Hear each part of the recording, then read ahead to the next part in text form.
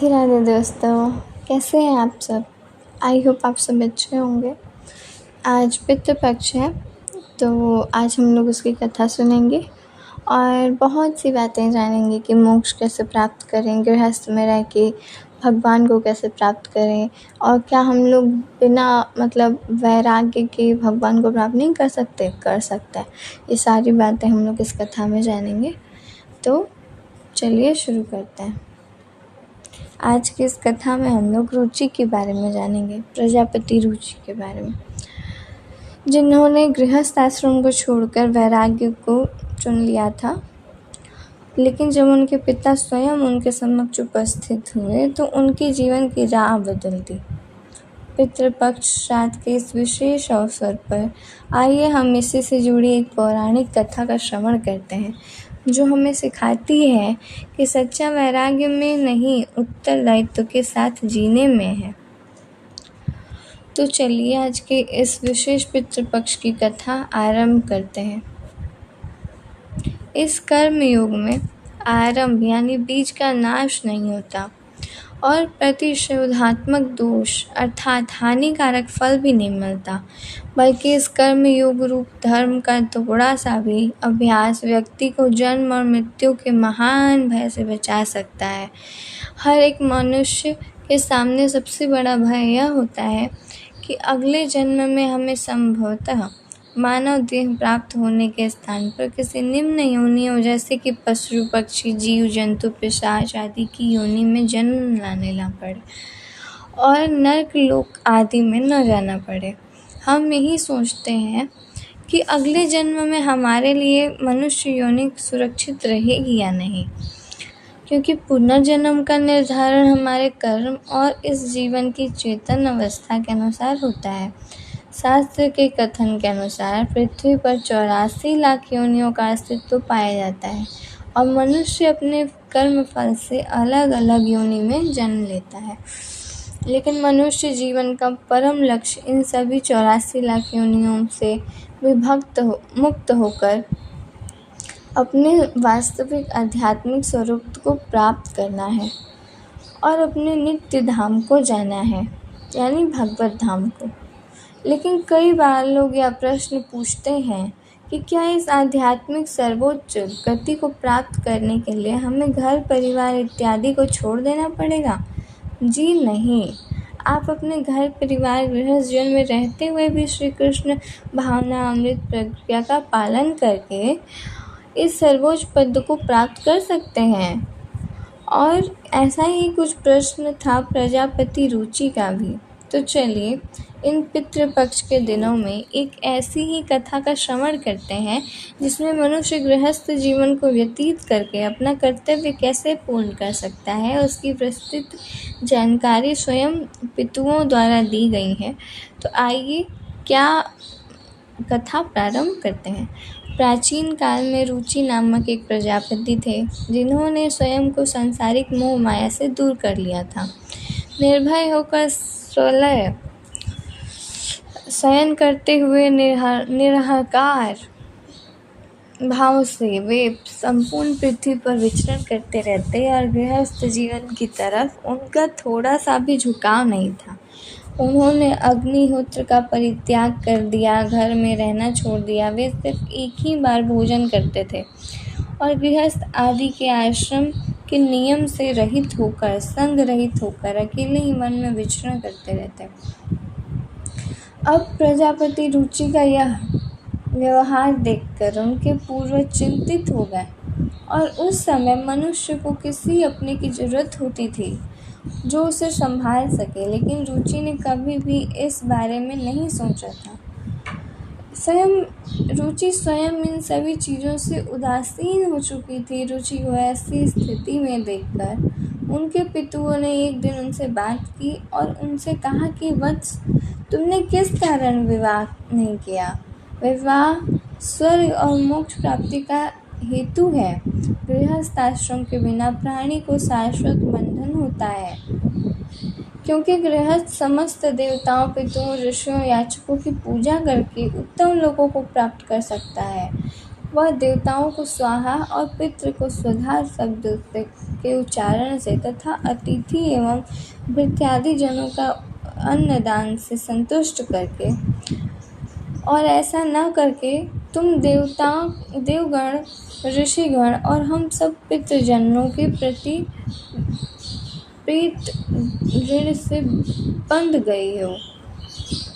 मनुष्य, ऋषि और अन्य प्राणी जनों के लिए भी तुम प्रतिदिन ऋणी बन रहे हो। पुत्र की उत्पत्ति, देव पूजा और पितृ तर्पण तथा संन्यास ग्रहण किए बिना तुम कैसे उस स्वर्ग की प्राप्ति कर सकते हो जिसकी तुम इच्छा कर रहे हो।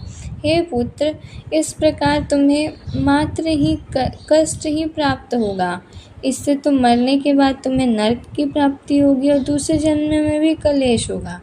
यह सुनकर प्रजापति रुचि ने अपने पिताजनों से कहा, जीवन में परिग्रह अत्यंत दुख, भोग, पाप संग्रह एवं अंतकाल में अधोगति प्रदान करने के लिए होता है। ऐसा विचार करके ही मैंने विवाह नहीं किया। क्षण मात्र विचार करने से ही अपने अंतःकरण में विद्यमान संशय दूर करने का उपाय किया जा सकता है। परिग्रह उस मुक्ति का कारण नहीं हो सकता जो निष्पक्ष व्यक्ति प्रतिदिन विद्या के अच्छे ज्ञान की प्राप्ति के जल से अपनी आत्मा को शुद्ध करता है। मेरे लिए तो वही श्रेष्ठ है। विद्वानों ने अनेक कर्म रूपी लक्षणों का वर्णन किया है, अतः जितेंद्रिय पुरुषों को तत्व ज्ञान रूपी जल से आत्मा को शुद्ध बनाना चाहिए, आत्मा का प्रक्षालन करना चाहिए।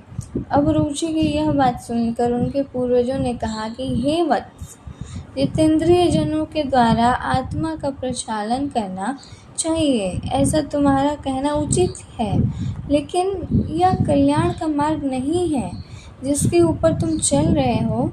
पंच यज्ञ, तप और दान के द्वारा अपने अमंगल को दूर करते हुए फल प्राप्ति की कामना से रहित हुए जो भी शुभ और अशुभ कर्म होते हैं वे बंधन के हेतु नहीं होते, और जो पूर्व का कर्म है वह तो भोग से भी नष्ट नहीं हो जाता। प्रारंभ का जो पुण्य और अपुण्य कर्म है वह सुख दुखात्मक भोग भोगने से निरंतर नष्ट होता रहता है, और इस प्रकार विद्वान जनों के कहे अनुसार अपनी आत्मा का प्रक्षालन होता रहता है और कर्म बंधन से उसकी रक्षा होती है। अपने विवेक से रक्षित आत्मा पाप रूपी पंख से लिप्त नहीं होता। तब फिर से रुचि ने कहा, हे पितामह, वेद में कर्म मार्ग के प्रतिपादन के द्वारा अविद्या यानी माया की परिपुष्टि की गई है, इसलिए आप सभी कैसे मुझे उसी मार्ग पर चलने के लिए प्रवृत्त कर रहे हैं। तो इसका उत्तर देते हुए पितुओं ने रुचि को कहा, कर्म के द्वारा जो कुछ किया जाता है वह सब अविद्या है। जो तुम्हारा कहना है वह असत्य है, किंतु विद्या की समक्य प्राप्ति में भी कर्म ही हेतु है। शास्त्र प्रतिपादन जो विहित कर्म है, सज्जन पुरुष उसका उल्लंघन नहीं करते, उन्हें उससे मोक्ष की प्राप्ति हो जाती है, और विहित कर्म का अनुष्ठान न करना यह अधोगति देने वाला है। इसीलिए हे वत्स, मैं अपग्रही ग्रह आदि के द्वारा आत्म प्रक्षालन कर रहा हूँ, ऐसा तुम उचित मानते हो, लेकिन शास्त्र विहित कर्मों का अनुष्ठान न करने से जो भी पाप उत्पन्न होते हैं उनके द्वारा भी तुम स्वयं अपने आप को जला रहे हो। अविद्या भी विष के समान मनुष्यों का उपकार करने के लिए ही होता है।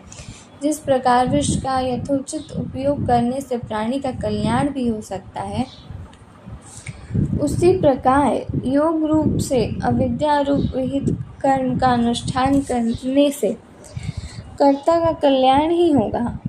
वह भव बंधन के लिए नहीं है, अपितु मोक्ष के लिए है। हे पुत्र, इस कारण तुम विधि पूर्वक अपना विवाह करो। लौकिक कर्मों का सम्यक रीति से अनुष्ठान न करने से तुम अजन्म विफलताओं को ही प्राप्त करोगे। तब ऋषि ने कहा, हे पितृग, अब तो मैं वृद्ध हो गया हूँ, कौन मुझे अपनी कन्या प्रदान करेगा। वैसे ही मुझ जैसे अकिंचन व्यक्ति के लिए विवाह करना अत्यंत कष्ट साध्य है। आखिर रुचि की बात सुनकर पितरों ने कहा, वत्स, यदि तुम हमारे वचन का अनुपालन नहीं करते तो निश्चित ही हम सभी पितरों का पतन होगा और तुम्हारी अधोगति होगी। और इतना ही कहकर प्रजापति रुचि के सभी पितर देखते ही देखते वायु वेग के झोंकों से बुझे हुए दीपकों के समान सहसा अदृश्य हो गए। और उसके बाद प्रजापति रुचि स्वयं चिंतित हो गए। उन्होंने विवाह करने का निश्चय किया और उसके लिए उन्होंने सृष्टि के रचयिता ब्रह्मा जी से सहायता मांगी। उन्होंने ब्रह्मा जी की घोर तपस्या की, लेकिन ब्रह्मा जी को प्रसन्न करने के बाद ब्रह्मा जी ने यही सुझाव दिया कि सबसे पहले तुम्हें अपने पितरों को प्रसन्न करना चाहिए। और उसके बाद प्रजापति रुचि ने पितरों की विशेष स्तुति और यह संपूर्ण कथा और स्तुति के विषय में एक अलग से वीडियो बनाएंगे जो आप हमारे चैनल पर देख सकते हैं।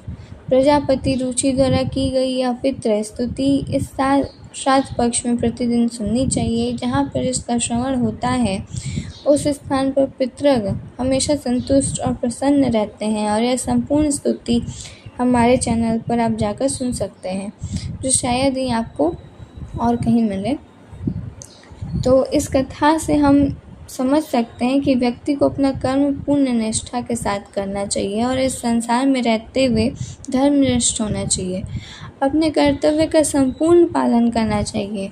आध्यात्मिक जगत में प्रवृत्त होना चाहिए। ऐसा नहीं है कि संसार छोड़कर वैराग्य धारण करने से हमें मोक्ष की प्राप्ति होगी, किंतु इस भौतिक संसार में रहकर भी अपने कर्तव्य का पालन करते हुए आध्यात्मिक जगत में हम प्रगति को प्राप्त कर सकते हैं।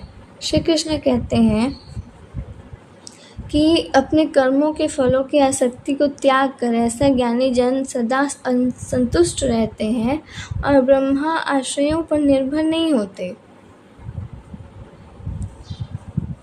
धन्यवाद। राधे राधे।